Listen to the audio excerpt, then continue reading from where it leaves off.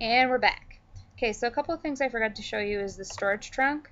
And this is basically your storage trunk. You can put anything you want in here and no one will take it from you.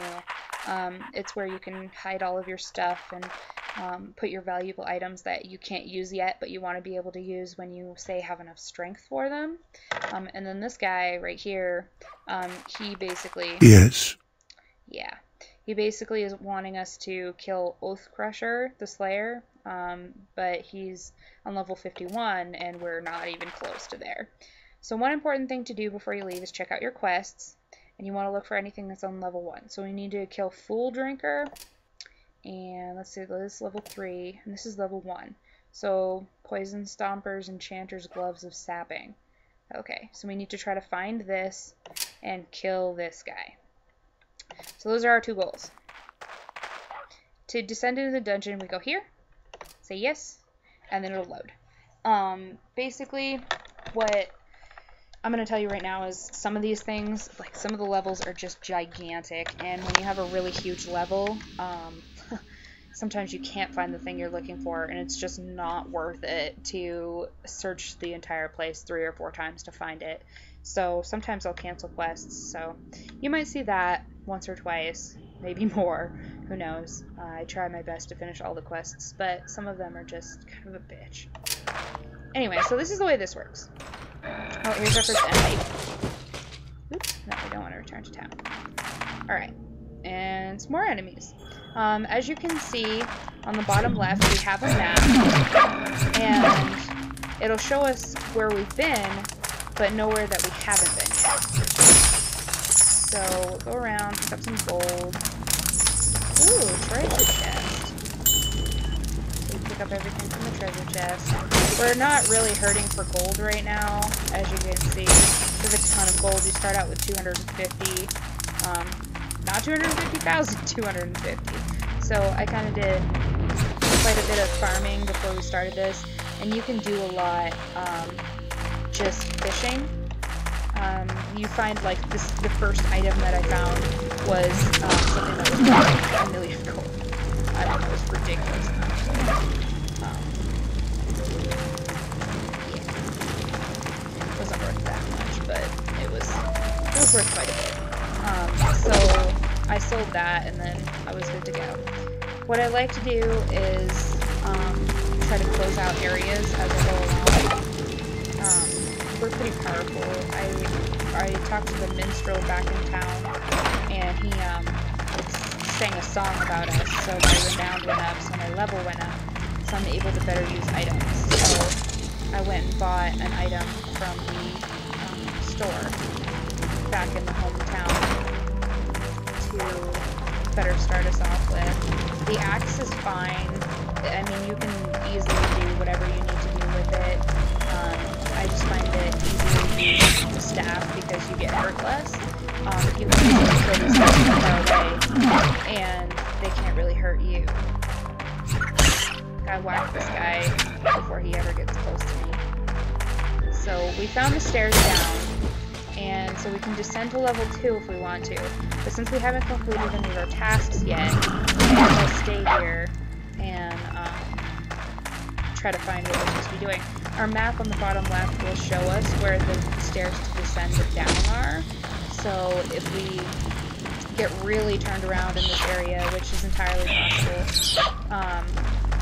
we can just return there pretty easily, just following the map. You can do that and space out the map, just like the town map. And maybe I'll get to show you something here. Here's a couple of things that I can show you. Kill all the enemies first. Okay. So, this is a fountain of stamina, a magic anvil, and a fountain of healing. Basically, each one of these things does something different. That guy? Yeah. The fountain of stamina will heal up your stamina. You are fortified. Whee! Hold on, I don't want to do that yet. And the fountain of healing will heal You up. feel healthy. I think it also heals Teddy. Nope, I guess not. It just heals you. And then, the magic Will you anvil, tempt fate? is something that you can put your item in here, and for free, you can try to enchant it. Fate smiles upon you. Sweet. So,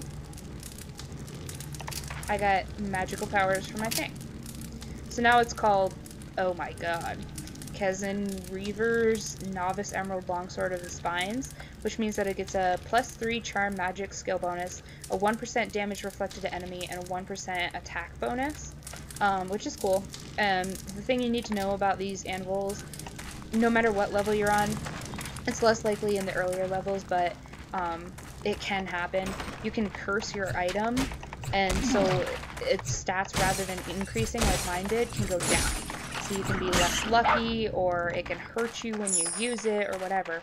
And if you only have one item, and you're traveling around in the dungeons with just that one item, you might screw yourself if you accidentally curse it rather than enchant it.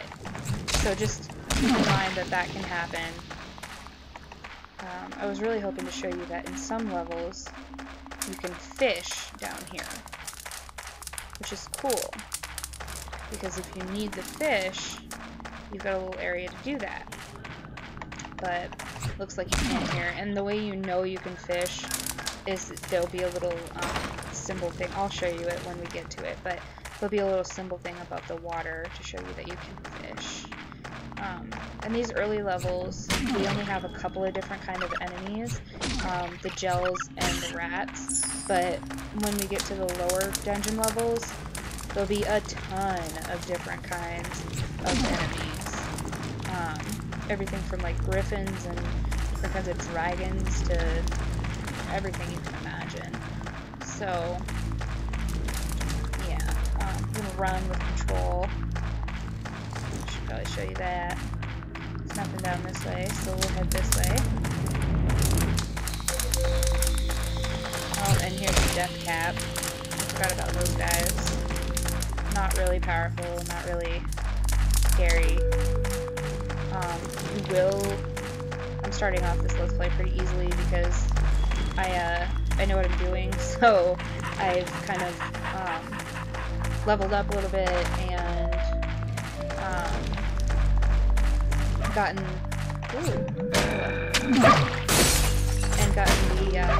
the stuff that I need to start my adventure